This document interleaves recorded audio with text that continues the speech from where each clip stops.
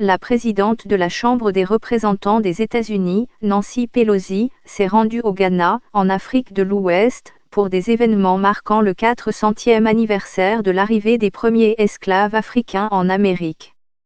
En 1619, un navire arriva dans une colonie anglaise dans ce qui est aujourd'hui l'État américain de Virginie, transportant une vingtaine d'Africains capturés.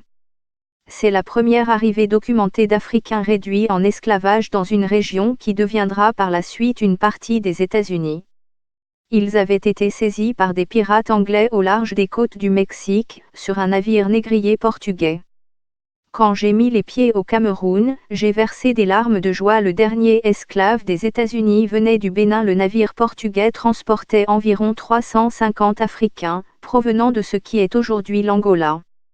L'épave du dernier navire négrier américain retrouvé en Alabama. Beyoncé, descendante d'un propriétaire d'esclaves, mais les systèmes formels d'esclavage et de séparation raciale se sont établis plus tard, à mesure que le nombre d'Africains amenés en Amérique augmentait.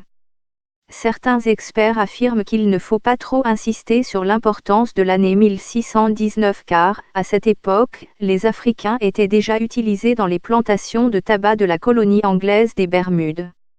On croit aussi qu'il y avait des Africains dans des missions d'exploration d'aventuriers anglais et espagnols en Amérique du Nord et en Amérique du Sud au XVIe siècle.